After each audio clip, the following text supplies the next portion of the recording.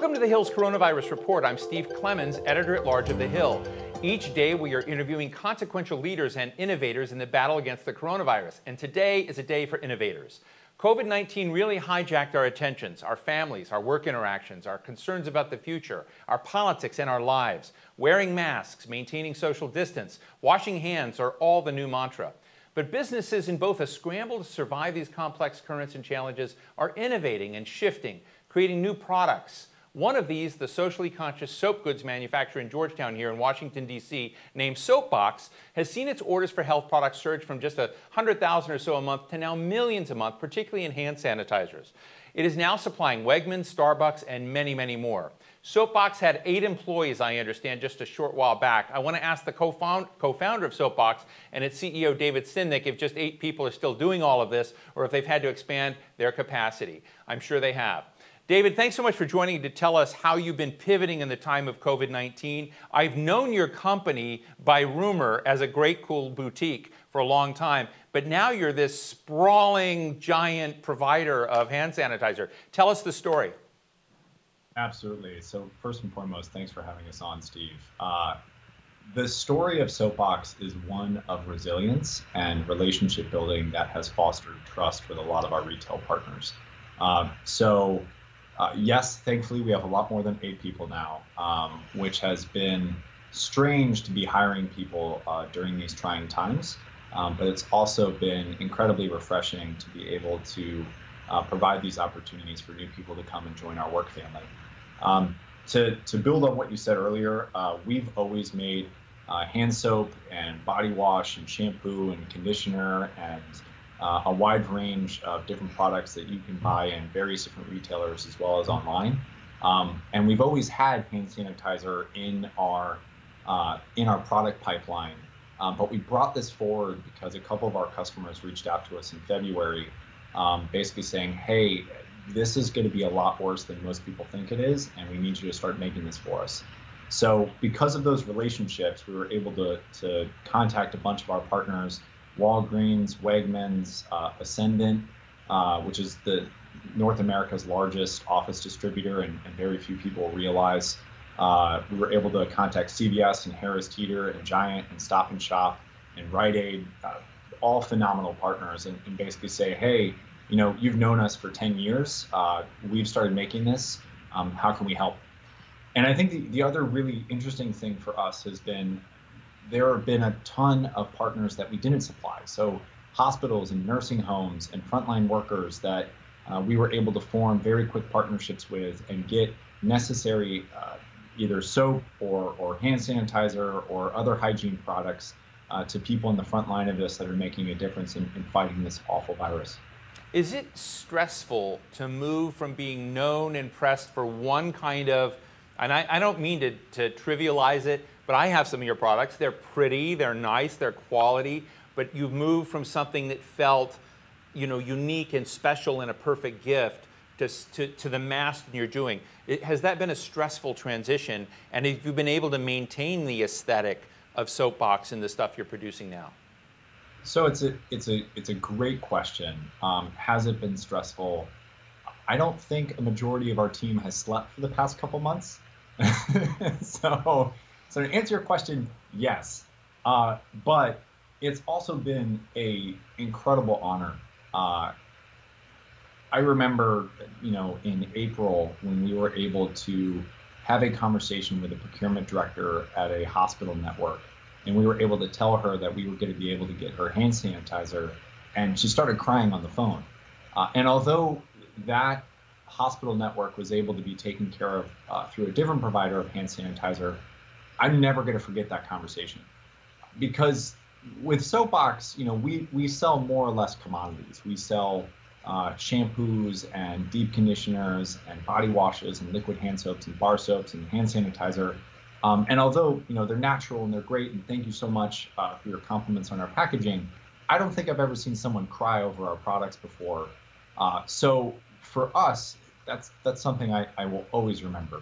Another really interesting story throughout this whole process of basically overnight going from a smaller company to a much bigger company has been we've had alcohol providers in terms of ethyl alcohol, which is the main ingredient of hand sanitizers, and the active ingredient that disinfects your hands.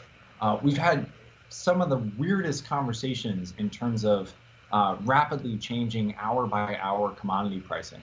One of the funniest stories, Steve, is we were dealing with this relatively newcomer into the ethyl alcohol business, and we were on the phone with them, and they're like, all right, so wire us money, and we'll show you proof of life. And we were like, proof of life? Like what? Like that's usually terminology used in kidnapping. Like, what were you doing before you got into ethyl alcohol business? So I think because we're a decade-old long brand, and we've been around for some time, that our retail partners and new partners could trust us to deliver and produce and get essential products to them in time. But then also that our team has been building scale and redundancy in order to be ready for this moment, and it just all came at once. Look, and this is a completely innocent question because I've been interested in talking to a number of CEOs and providers, people in the PPE world, about supply chains. And though you're a smaller firm, supply chains hit everybody in terms of this. And I'm just wondering if you feel the squeeze out there, in the kind of the law of the jungle, folks competing for product and for supplies to make the kinds of things you do. Does that hit a company like yours? Absolutely. So our COO and president, Daniel Dahl, and his whole team are just phenomenal. And I think the way that we often view how, one of our competitive advantages of being a smaller firm in this gigantic consumer product world is we can be that little speedboat that is able to go around the gigantic aircraft carriers named P&G and Colgate and Unilever because we're more nimble and we're able to react faster, and we have less layers of individuals that have to go through or approve on something.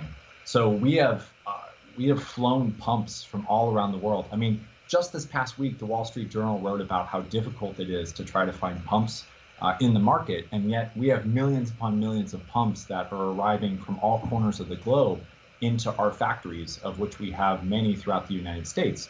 So to Dan's credit and to the scrappiness and the relentlessness that we take to our supply chain, I think we've really been able to make a name for ourselves and thus solidify the future for our brand.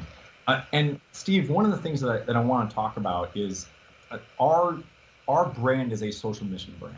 So every time someone buys one of our products, we're actually donating a bar of soap for each and every purchase. So if you ever see this logo, if you ever see the name SoapBox on it, know that through that purchase, you're actually impacting the life of someone who you don't know. Right, and my understanding is you're just about to donate your 10 millionth bar, and that you're making a large contribution to the Navajo Nation along this. But so tell us about what you've been able to do by way of the social contribution side of SoapBox. Absolutely. So my background is I used to be a subcontractor, like the lowest on the totem pole that you could be for the United States Agency for International Development. And that was back in 2009. I was an internship that then turned into part-time employment. And while there, I got to see the importance for water, sanitation, and hygiene, usually acronymed as WASH in the policy world. And back in 2009, there just wasn't a lot of focus on hygiene. There was a lot of focus on water, and a lot of thanks to the Bill and Melinda Gates Foundation for bringing much needed focus towards the sanitation aspect.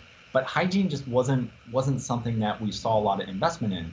So the original idea for SoapBox was, how can you turn a natural product into a significant brand that fuels through each and every single purchase a donation to various different NGOs, both here in the United States, so local homeless shelters and food pantries, of which in the DC area we work with Thrive DC and Miriam's Table and Martha's Kitchen and the FACE Project in Baltimore and community action networks all throughout the country, or Feeding America or Feeding South Florida or Feed the Children, or like we have the privilege of working with so many different NGOs.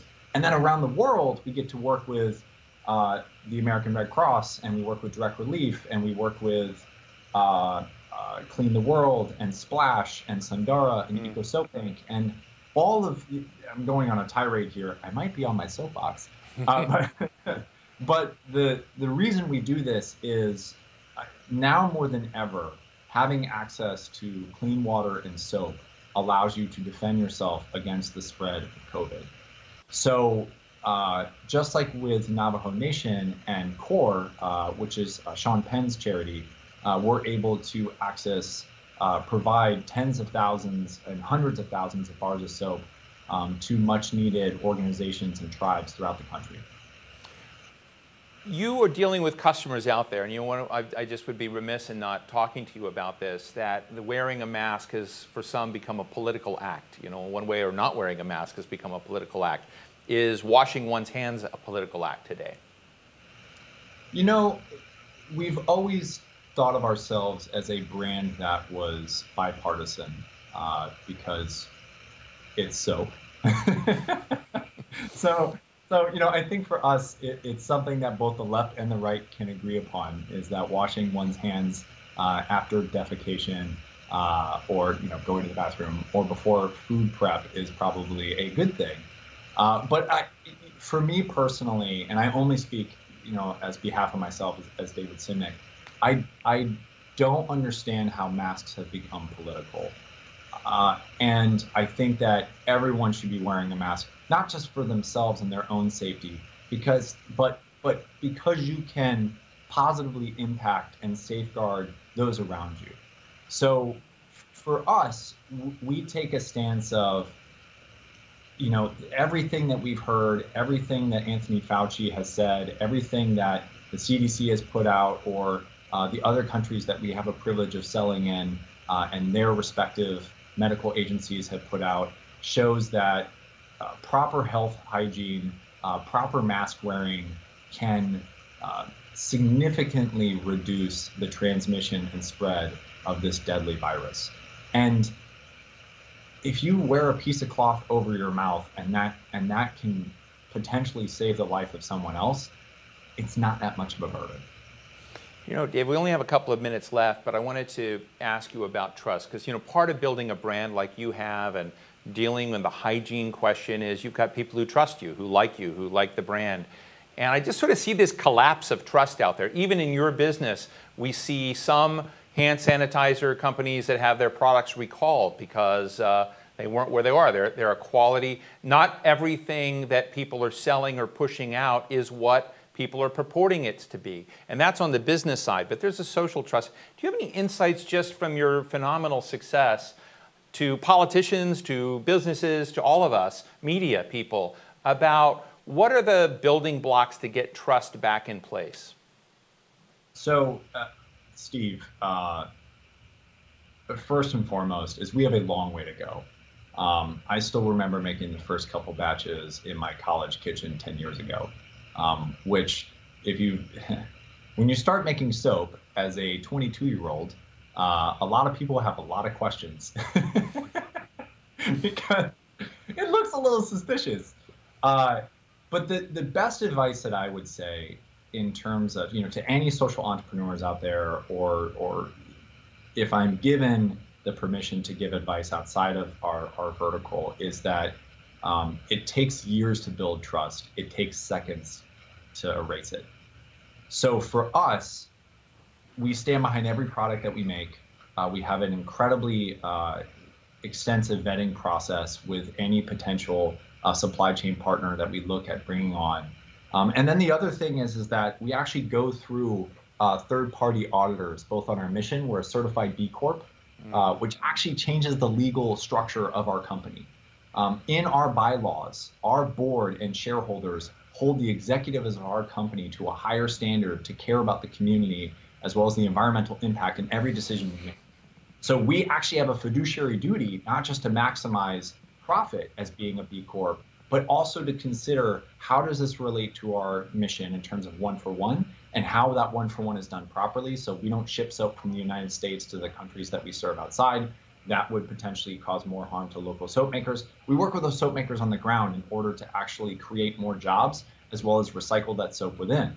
And I think that, trust is about action. It's about showing up day in, day out. It's about communicating when you have bad news.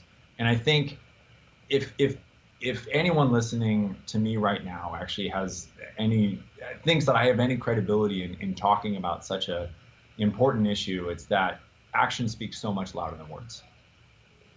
Well, David Simnick of SoapBox, thank you so much for sharing this with us. It occurred to me when you described yourself as a speedboat, you could have a speedboat division of SoapBox and wouldn't have to change the embroidered initials on your towels.